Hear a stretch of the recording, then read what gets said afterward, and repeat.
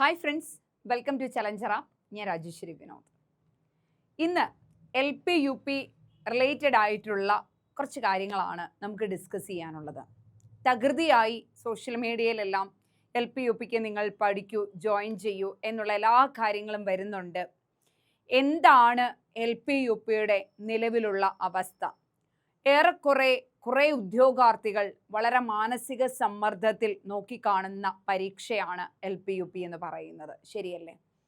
പല കുട്ടികളും ചോദിക്കാറുണ്ട്, മെയിൻ ലിസ്റ്റ് വന്നിട്ടും നിയമനം കിട്ടാത്തത് എന്തുകൊണ്ടാണ്? അതിനൊരു മറുപടി പറയാൻ സാധിക്കുമോ? അതിനാരെയാണ് സമീപിക്കേണ്ടത്? ആരോടാണ് ചോദിക്കേണ്ടത്? എന്നുള്ള ചോദ്യങ്ങൾ ഒരു വശത്തിരിക്കെ തന്നെ ഇനി വരാൻ പോകുന്ന പരീക്ഷയ്ക്ക് വേണ്ടി തകൃതിയായി പഠിക്കുന്ന കൂട്ടുകാരുമുണ്ട്, ഉദ്യോഗാർത്ഥികളുമുണ്ട്. അപ്പോൾ ഇതിലെന്താണ് നമ്മൾ എയിം ചെയ്യേണ്ടത്? നമുക്കറിയാം, ഓരോ കാലഘട്ടത്തിലും നിയമനങ്ങൾ വരും, വേക്കൻസികൾ വരും. ആ വേക്കൻസികൾക്കനുസരിച്ച് റാങ്ക് ലിസ്റ്റിലുള്ളവരെ ഫില്ലാക്കി പോകുന്ന ഒരവസ്ഥ നമ്മൾ കാണാറുണ്ട്. പക്ഷേ കഴിഞ്ഞ ഒരു ലിസ്റ്റിനെ വെച്ച് നോക്കുമ്പോൾ നിയമനങ്ങൾ വളരെ കുറവാണ് എന്ന് ഉദ്യോഗാർത്ഥികൾ തന്നെ പറയാറുണ്ട്. കാരണം എന്താണ്? പൊതുവിദ്യാലയങ്ങളിലെ കുട്ടികളുടെ അഭാവം ഉണ്ട് എന്നുള്ള രീതിയിൽ ഒരുപാടിടങ്ങളിൽ കമ്മ്യൂണിക്കേഷൻ വരാറുള്ള ഒരു സബ്ജക്റ്റാണിത്. എന്നിരുന്നാലും യഥാക്രമം 2027 LP-UP വിളിക്കാൻ പോവുകയാണ്. LP-UP എക്സാം വരികയാണ്. 2020 നെക്സ്റ്റ് ഇയർ. ഇനി വരാൻ കുറച്ച് മാസങ്ങൾ മാത്രം, അടുത്ത വർഷത്തെ കുറച്ച് ദിവസങ്ങൾ മാത്രം. അടുത്ത വർഷം നമുക്ക് LP-UPയുടെ പുതിയ നോട്ടിഫിക്കേഷൻ വരികയാണ്. കൊറോണ പാൻഡമിക് വന്നതിന് ശേഷം 2019 നോട്ടിഫിക്കേഷൻ കഴിഞ്ഞു, 2020 എക്സാം, 2021 ഷോർട്ട് ലിസ്റ്റ് വന്നു, 2023 പുതിയ നോട്ടിഫിക്കേഷൻ വന്നു, 2024 ജൂൺ ജൂലൈ മാസങ്ങളിൽ എക്സാം നടന്നു. ഇനി 2026 നിയമപ്രകാരം 2026 നോട്ടിഫിക്കേഷൻ വരണം. ഓക്കെ, അപ്പൊ അത് യഥാക്രമം അതിൻ്റെ പാടേക്ക് അങ്ങനെ പോകുന്നുണ്ട്. നമ്മൾ എന്താണ് ചെയ്യേണ്ടത്? ഒരു ഉദ്യോഗാർത്ഥി എന്ന നിലയിൽ ഞാൻ എന്താണ് ചെയ്യേണ്ടത്? ഇപ്പോഴും ചില ജില്ലകളിൽ മെയിൻ ലിസ്റ്റിൽ വന്ന കുട്ടികളാണെങ്കിലും സംശയാസ്പദമായിട്ട് നിൽക്കുകയാണ്. ഒരു 70 മുകളിൽ 72ാമത്തെ റാങ്കാണ്. നിയമനം കിട്ടുമോ ഇല്ലയോ എന്നറിയില്ല. ചിലർ HSA നല്ല തകൃതിയായി പഠിച്ചു, HSA ഒരു സേഫ് സോണിലാക്കി. ചിലരാവട്ടെ അടുത്ത LP-UPക്ക് വേണ്ടി പഠനം ആരംഭിച്ചു. മെയിൻ ലിസ്റ്റിൽ വന്ന കുട്ടികൾ നെക്സ്റ്റ് LP-UPക്ക് വേണ്ടി പഠനം ആരംഭിച്ചു. മക്കളെ, ഇതിൽ അറിഞ്ഞിരിക്കേണ്ട ഒരു പ്രധാനപ്പെട്ട വസ്തുത എന്ന് പറയുന്നത്, ഒന്നാമത്തെ പോയിന്റ് ഞാൻ പറയാം. നിയമനം ഒരു വശത്ത് നിൽക്കട്ടെ, അടുത്ത കാര്യത്തിലേക്ക്, കണ്ടന്റിലേക്ക് ഞാൻ വരികയാണ്. 6 മാസം കൊണ്ട്, വെറും 6 മാസം കൊണ്ട് LP-UP എന്ന് പറയുന്ന പരീക്ഷയുടെ സിലബസ് കവർ ചെയ്യാനോ പഠിച്ചു തീർക്കാനോ നമ്മൾക്ക് സാധിക്കില്ല. നമുക്ക് പണ്ടുള്ള ഒരു സിലബസ് മാതിരി കുറേ GK അല്ലിപ്പോൾ. ഓരോ ടോപ്പിക്കിനും, ഓരോ സബ്ജക്റ്റിനും, ഓരോ കണ്ടന്റിനും ഇത്ര മാർക്ക് എന്നുള്ള രീതിയിലാണ് LP-UP പരീക്ഷ നടത്തുക. അപ്പൊ 6 മാസം കൊണ്ട്, വെറും 6 മാസം കൊണ്ട് നമുക്ക് തകൃതിയായിട്ട് പഠിച്ചാൽ തീരും, അല്ലെങ്കിൽ ഞാൻ ഇന്ന റാങ്കിലേക്ക് എത്തുമെന്ന് പറഞ്ഞാൽ അത് വെറും മോഹമാണ്. വാസ്തവത്തിൽ അത് മോഹം. നമുക്ക് വേണമെങ്കിൽ പറയാം, ഓക്കെ, 6 മാസം കൊണ്ട് നിങ്ങളെ റാങ്ക് ലിസ്റ്റ് വരുമെന്ന് നമുക്ക് പറയാം. പക്ഷേ നിങ്ങളൊന്ന് ആലോചിച്ച് നോക്കിയേ, ഒരു വർഷം കൊണ്ട് ഒരു കുട്ടി, ഒരു വിദ്യാർത്ഥി, ഒരു അക്കാഡമിക് ഇയറിൽ പഠിക്കുന്ന SCERTയുടെ 10ാം ക്ലാസ്സിലെ സോഷ്യൽ സയൻസ് വിഷയങ്ങൾ, സോഷ്യൽ സയൻസിലെ വിഷയങ്ങൾ, ഇത് നമുക്ക് പഠിച്ചു തീർക്കണം. അത് ഏത് ക്ലാസ് മുതൽ? 5ാം ക്ലാസ് മുതൽ 10ാം ക്ലാസ് വരെയുള്ള SCERTയിൽ നിന്നുള്ളത് പഠിക്കണം. വേണ്ടേ? വേണം. 6 മാസം മതിയോ? ഇത് പഠിച്ച കാര്യങ്ങൾ നമ്മുടെ റോബോട്ടിനെ പോലെ നമ്മുടെ തലയിൽ നിൽക്കുവോ? ഇല്ല. നമ്മളൊരു സാമൂഹിക ജീവിയാണ്. ഒരു -7 കാര്യങ്ങൾ മാത്രമേ നമ്മുടെ ബോധമണ്ഡലത്തിൽ ഉണ്ടാവുകയുള്ളൂ, അല്ലെ? നമ്മുടെ ഉപബോധ മനസ്സിലാണെങ്കിൽ കൂടി, നമ്മളിത് സ്റ്റോർ ചെയ്ത് വയ്ക്കുന്നതെങ്കിൽ കൂടി, നമ്മളിതിനെ റീകോൾ ചെയ്യാതെ നമ്മുടെ കയ്യിൽ നിൽക്കുവോ? ഇല്ല. അപ്പൊ റീകോളിങ് ആവശ്യമാണ്. നമ്മൾ പഠിക്കുന്ന കാര്യങ്ങൾ മനസ്സിൽ നിൽക്കണമെന്നുണ്ടെങ്കിൽ റീകോൾ ചെയ്ത് റിവ്യൂ ചെയ്താൽ മാത്രമേ, അതിനൊരു അറ്റൻഷൻ കൊടുത്താൽ മാത്രമേ അത് നമ്മുടെ കൂടെ ഉണ്ടാവുകയുള്ളൂ. ശരിയല്ലേ? അപ്പൊ അതൊരു വശം, SCERT പഠിക്കുക എന്നുള്ളൊരു വശം. ഇനി സിലബസിലേക്ക് കടന്നാൽ SCERT കൂടാതെ സിലബസിലെ കണ്ടന്റുകളും കൂടെ നമ്മൾ അറിഞ്ഞിരിക്കണം. റാങ്ക് ജേതാക്കളുടെ അനുഭവം അനുസരിച്ച് SCERT പോയിന്റുകൾ വരാം. അതായത് സോഷ്യൽ സയൻസിൽ നിന്നും സയൻസ് വിഷയങ്ങളിൽ നിന്നും, അതായത് 35 മാർക്കിന് SCERT പാഠഭാഗങ്ങൾ അരച്ച് കലക്കി പഠിച്ചാൽ സോഷ്യൽ സയൻസ് ഭാഗങ്ങളിൽ നിന്ന് ചോദിക്കുന്ന 35 മാർക്ക് നമുക്ക് സേഫ് സോണിൽ നിർത്താം. പിന്നെ മുന്നോട്ട് പോകുമ്പോൾ മാത്സ് ഉണ്ട്, മലയാളമുണ്ട്, ഇംഗ്ലീഷ് ഉണ്ട്, സൈക്കോളജി ഉണ്ട്. സൈക്കോളജിയുടെ 20 മാർക്ക് നല്ല രീതിയിൽ പഠിച്ചാൽ മാത്രമേ, അതായത് നമ്മൾ DLEDന്റെ ടെക്സ്റ്റ് വെച്ചിട്ട് ബേസ് ചെയ്താണ് നമ്മൾ പഠിക്കുക. സൈക്കോളജി പഠിക്കുക DLEDന്റെ ടെക്സ്റ്റ് ബേസ് ചെയ്തായിരിക്കാം. DLEDന്റെ ടെക്സ്റ്റ് ബേസ് ചെയ്ത് പഠിച്ചത് മൂലം നമുക്ക് എല്ലാ ചോദ്യത്തിനും ഉത്തരം എഴുതാൻ പറ്റില്ല. നമ്മൾ ബേസ് സൈക്കോളജി എല്ലാം ആകും നമുക്ക്. പക്ഷെ എന്നിരുന്നാലും PSC ചോദിക്കുന്ന അല്ലെ കേട്ടറ്റിന് ചോദിക്കുന്ന പല ചോദ്യങ്ങൾക്കും ഉത്തരം എഴുതാൻ പറ്റില്ല. എൻ്റെ ടീച്ചിങ് അനുഭവത്തിൽ നിന്നുള്ള കാര്യം ഞാൻ പറയുകയാണ്. DLED ടെക്സ്റ്റ് പഠിച്ചത് കൊണ്ട് മാത്രം നമുക്ക് സൈക്കോളജിയുടെ 20ൽ 20 മാർക്ക് നേടാൻ പറ്റില്ല. അതിനൊരുപാട് ചോദ്യങ്ങളെ പരിചയപ്പെടേണ്ടതായിട്ടുണ്ട്.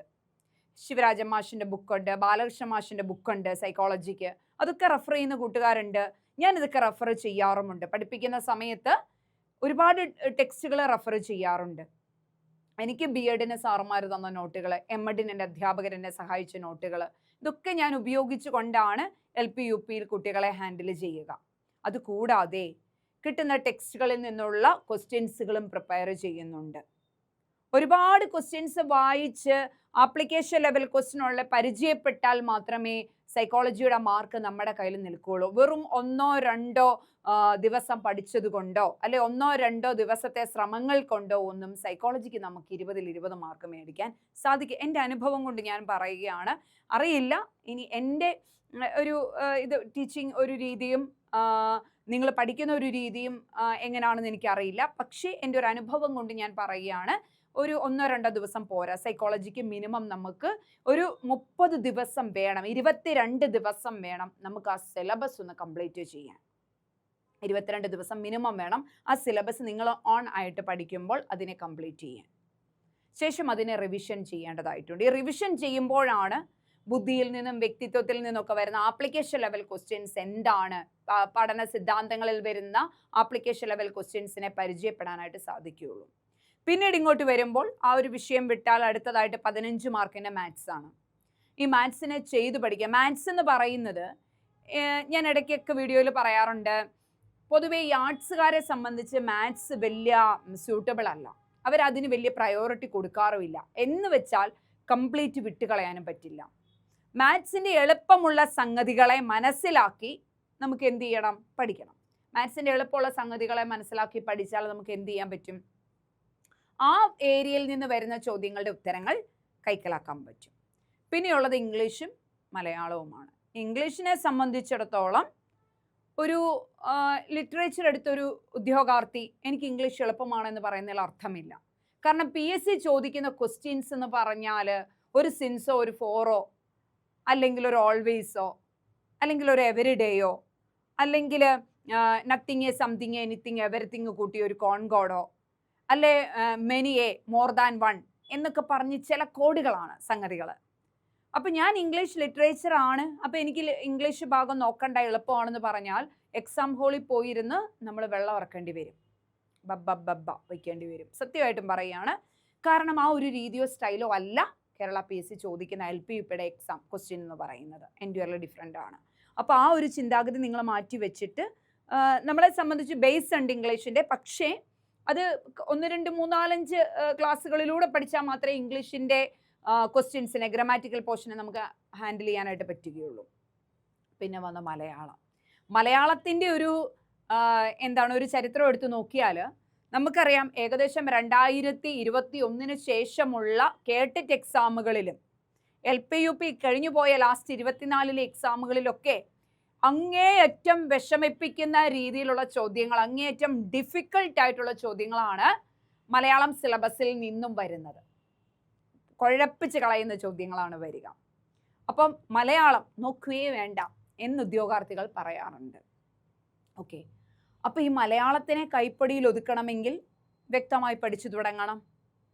ഓക്കെ, അപ്പൊ ഇനി 2026 കംപ്ലീറ്റ് ചെയ്യാൻ നമ്മുടെ മുമ്പിൽ 12 മാസമാണുള്ളത്. 2026 ഡിസംബറിൽ എക്സാമിന് നോട്ടിഫിക്കേഷൻ വരും എന്നുള്ളതാണ് നിഗമനം. 2026 ഡിസംബറിൽ നോട്ടിഫിക്കേഷൻ വന്നാൽ 6 മാസം, അതായത് ജൂൺ ജൂലൈ ഓടുകൂടി എക്സാം നടക്കണം. അപ്പൊ 18 മാസമാണ് നമ്മുടെ മുമ്പിൽ പഠിക്കാനുള്ളത്. നേരത്തെ PSC പഠിച്ച് ബേസ് ഉള്ള SCRTക്കൊക്കെ ഒരു ബേസ് ഉള്ള ഉദ്യോഗാർത്ഥിയെ സംബന്ധിച്ചിടത്തോളം അടുത്ത LP UPയുടെ നോട്ടിഫിക്കേഷൻ വന്നതിന് ശേഷം പഠിച്ചു തുടങ്ങിയാൽ മതി. പക്ഷേ ഇവിടെ തുടക്കത്തിൽ DLED കഴിഞ്ഞ അല്ലെ BEd കഴിഞ്ഞ അടുത്ത LP UP എഴുതണമെന്ന് ആഗ്രഹമുണ്ട്, PSC എഴുതിയിട്ടില്ല, PSCയെ കുറിച്ച് അറിയത്തില്ലാത്ത ഒരു ഉദ്യോഗാർത്ഥിയെ സംബന്ധിച്ചിടത്തോളം ഇന്ന് ഈ നിമിഷം ജോയിൻ ചെയ്ത് പഠിച്ചു തുടങ്ങിയാൽ മാത്രമേ നമുക്കൊരു റാങ്ക് എക്സ്പെക്റ്റ് ചെയ്യാൻ പറ്റുകയുള്ളൂ. മനസ്സിലാവുന്നുണ്ടോ? അപ്പൊ നമുക്കൊരു സമയം, അതായത് ഈ സിലബസ് തീർക്കാൻ നമുക്കൊരു സമയം അനിവാര്യമാണ്. തീർത്ത സിലബസിനെ റിവ്യൂ ചെയ്യാനും റീകോൾ ചെയ്യാനും നമുക്ക് സമയം അനിവാര്യമാണ്. നിങ്ങൾ പഠിക്കുന്ന ടൈമും നിങ്ങളുടെ ഡ്യൂറേഷനും നിങ്ങളുടെ സ്ട്രാറ്റജിയും നിങ്ങൾക്കേ അറിയൂ. ഒരു അധ്യാപകനെ സംബന്ധിച്ച് അറിയാൻ സാധിക്കില്ല. അപ്പൊ നിങ്ങൾ എന്ത് ചെയ്യുക? നിങ്ങളെ മാക്സിമം പുഷ് ചെയ്ത് മോട്ടിവേറ്റ് ചെയ്ത് ഒരു ദിവസത്തിൽ ഇത്ര സമയത്തിൽ ഇത്ര നേരം പഠിക്കണം, ഒരു മെന്റർ കൂടെ നിന്ന് പഠിപ്പിക്കണം. അല്ലേ? നിങ്ങൾക്ക് ഇന്ന സമയത്ത് ടൈം ടേബിൾ, ഇന്ന സമയത്ത് ക്ലാസ് ഉണ്ടെന്ന് പറഞ്ഞാൽ ആ സമയത്ത് എനിക്കൊരു ഷോപ്പിംഗ് ഉണ്ട്, അല്ലെങ്കിൽ എനിക്കൊരു കല്യാണം ഉണ്ട്, വേണ്ട സ്കിപ്പ് ചെയ്തേക്കാം എന്നാണ്. അതേസമയം ഒരു മെന്റർ പുറകെ നിന്നൊരു ഒരു ഇത്ര ക്ലാസ് കൊടുത്തതിന് ശേഷം ഇത് പഠിച്ചിട്ട് വൈകുന്നേരത്തിനുള്ളിൽ ഇത്ര സമയത്തിനുള്ളിൽ എന്നെ അപ്ഡേറ്റ് ചെയ്യണമെന്ന് പറഞ്ഞാൽ അവിടെ പുറകിൽ ഒരാൾ ഉള്ളത് കൊണ്ട് നമ്മൾ പഠിച്ചു പോകും. അതൊരു വ്യത്യാസമാണ്, ശരിയല്ലേ? അപ്പം കേരള സർക്കാർ നിയമനങ്ങൾ കൊണ്ടുപോകട്ടെ, അവരുടെ വഴിക്ക് നടക്കട്ടെ. ഞാൻ അതിനെക്കുറിച്ച് ഒന്നും പറയുന്നില്ല, ഈ വീഡിയോയിൽ സംസാരിക്കുന്നില്ല. പഠിക്കാനുള്ളത് നമ്മളാണ്, പഠിച്ചു നേടേണ്ടത് നമ്മളാണ്. ആരും ഇന്ന് പ്രെഡിക്റ്റ് ചെയ്ത് വച്ചിട്ടില്ല വരുന്ന 2027 LP UP ഇന്നയാൾക്ക് മാത്രമേ കിട്ടൂ എന്നൊരിടത്തും പ്രെഡിക്റ്റ് ചെയ്ത് വെച്ചിട്ടില്ല, ഇല്ലേ? ഒരിടത്തുമില്ല. അവരെ പോലെ അല്ലെങ്കിൽ റാങ്ക് മേടിക്കാൻ പോകുന്ന ഒരാളെ പോലെയുള്ള ഒരു വ്യക്തിയാണ് ഞാൻ. അവർക്ക് നേടാമെങ്കിൽ എന്തുകൊണ്ട് എനിക്ക് നേടിക്കൂടാ? അവർക്ക് നേടാമെങ്കിൽ എന്തുകൊണ്ട് എനിക്ക് നേടിക്കൂടാ? എൻ്റെ പരിശ്രമക്കുറവാണ്, അല്ലെങ്കിൽ ഞാൻ കാണുന്ന ഒരു തന്ത്രമാണ്, നിയമനമൊക്കെ നടക്കുമോ? അതുകൊണ്ട് ഇപ്പോഴേ പഠിക്കണോ? LP UPയെ സീരിയസ് ആയിട്ട് കാണേണ്ട കാര്യമുണ്ടോ എന്നുള്ളതാണ്. ഇനി ഞാൻ തിരിച്ചൊരു ചോദ്യം നിങ്ങളോട് ചോദിക്കട്ടെ. LP UPക്ക് പഠിച്ച് ഒരു 60ാമത്തെ റാങ്ക് നിങ്ങൾ മേടിക്കുമ്പോൾ നിങ്ങളുടെ മുന്നിൽ വരെ 43 റാങ്കിന് നിയമനം നടത്തിയിട്ട് ഒരു സ്റ്റക്ക് വന്നാൽ നിങ്ങൾ വിചാരിക്കാറില്ലേ ഒന്നുകൂടെ ആഞ്ഞു പിടിക്കാമായിരുന്നു എന്ന്? അതാണ് ഇപ്പൊ എനിക്ക് നിങ്ങളോട് പറയാനുള്ളത്. ഇപ്പോഴേ ആഞ്ഞു തുടങ്ങുക, ഇപ്പോഴേ ആഞ്ഞു പിടിക്കുക. ഓക്കെ, തീരുമാനം നിങ്ങളുടേതാണ്, നിങ്ങളുടെ മൈൻഡിൻ്റെതാണ്, നിങ്ങളുടെ മെന്റൽ പ്രോസസ്സിൻ്റെതാണ്. നിങ്ങൾ തീരുമാനിക്കുക വരാൻ പോകുന്ന പരീക്ഷ അത് എനിക്ക് വേണോ വല്ലവരും കൊണ്ടുപോകണോ എന്നുള്ള കാര്യം എനിക്ക് പറയാൻ മാത്രമേ പറ്റൂ. തീരുമാനിക്കേണ്ടത് നിങ്ങൾ ഓരോരുത്തരുമാണ്. തീരുമാനിച്ച് മുൻകൂട്ടി വയ്ക്കുക. വരുന്ന LP UP പരീക്ഷ, LPST അല്ല UPST എൻ്റേതാണ്, എൻ്റെ പരീക്ഷയാണ്, എനിക്ക് റാങ്ക് മേടിക്കേണ്ടതാണ്. ഞാൻ റാങ്ക് മേടിക്കാൻ, ഞാൻ എന്ന വ്യക്തി റാങ്ക് മേടിക്കാൻ, നിങ്ങളൊരു അധ്യാപകനാണ്, നിങ്ങൾക്ക് സ്വയം തിരഞ്ഞെടുക്കാനുള്ള കേപ്പബിലിറ്റി ഉണ്ട്. എനിക്ക് എത്രമാത്രം പഠിക്കാനുണ്ട്, ഏത് ഭാഗമാണ് വീക്ക് എന്നുള്ളത് തിരഞ്ഞെടുക്കാനുള്ള കേപ്പബിലിറ്റി നിങ്ങൾക്കുണ്ട്. ആ ഏരിയ മനസ്സിലാക്കി പഠനം ആരംഭിച്ചു തുടങ്ങുക, ഇപ്പോഴേ ആരംഭിക്കുക. ഓക്കെ, അതിന് യാതൊരു കാലതാമസം വെക്കേണ്ട കാര്യമില്ല. ഇത് കാലതാമസത്തിന് വെച്ചു കൊടുക്കേണ്ട കാര്യമല്ല. ഓക്കെ, നമ്മൾ ഒരു നല്ല മുഹൂർത്തം നോക്കി നടത്തേണ്ട ഒരു കാര്യമല്ല LP UP സ്റ്റാർട്ട് ചെയ്യേണ്ടത്. എത്ര നേരത്തെ തുടങ്ങാമോ അത്ര നേരത്തെ ഒരു റാങ്ക് കയ്യിൽ നേടാം. പക്ഷേ സിസ്റ്റമാറ്റിക്കായി പഠിക്കണം എന്ന് മാത്രം. സിസ്റ്റമാറ്റിക്കായി പഠിക്കണം എന്നുള്ളത് ഫോക്കസ് ചെയ്യുക. അപ്പോൾ നിയമനം അവിടെ നിൽക്കട്ടെ, പഠിച്ചു തുടങ്ങുക, LPUP ആണ് മുന്നിൽ വരാനുള്ള അധ്യാപക ഉദ്യോഗാർത്ഥികളുടെ പ്രതീക്ഷയായ പരീക്ഷ. ഓക്കെ, നമുക്ക് ലക്ഷ്യബോധത്തോടുകൂടി പഠിച്ച് റാങ്ക് നേടിയാൽ എനിക്ക് നിയമനം കിട്ടുമെന്ന ഉത്തമ വിശ്വാസത്തോടെ പഠിക്കുകയേ ഇപ്പോൾ കാര്യമുള്ളൂ. അതുകൊണ്ട് എൻ്റെ കുഞ്ഞുങ്ങൾ പഠിച്ചു തുടങ്ങുക. ഓക്കെ, സിലബസ് അടിസ്ഥാനപ്പെടുത്തി SCERT അടിസ്ഥാനപ്പെടുത്തി പഠിക്കുക.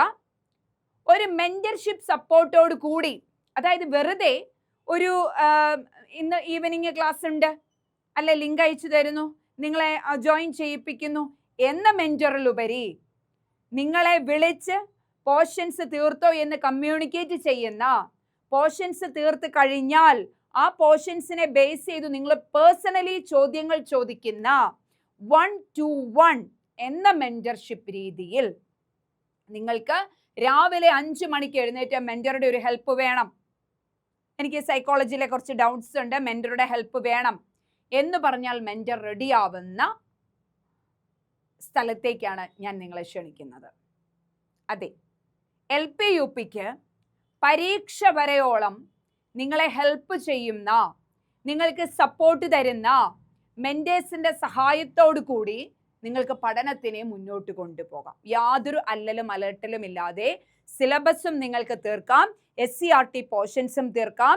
കൂടാതെ തന്നെ നിങ്ങൾക്ക് എക്സാം ഓറിയന്റഡ് ആയിട്ടുള്ള ലൈവിലൂടെ 373 സ്റ്റുഡൻസിൽ 267 പേരെയും റാങ്കിലേക്ക് നയിച്ച ചലഞ്ചർ ആപ്പിലേക്കാണ് ഞാൻ നിങ്ങളെ ക്ഷണിക്കുന്നത്. മെന്റേഴ്സിന്റെ സഹായത്തോടു കൂടി തന്നെ നിങ്ങൾക്ക് പഠിച്ചു പോകാം. ഞങ്ങൾ അധ്യാപകർ നിങ്ങളെ 24 hours എന്നുള്ള രീതിയിൽ സപ്പോർട്ട് ചെയ്യും. എങ്ങനെയാണ് പഠിക്കേണ്ടത് എന്നുള്ള ഒരു കാഴ്ചപ്പാട് ഒരു വ്യക്തമാക്കി തരും.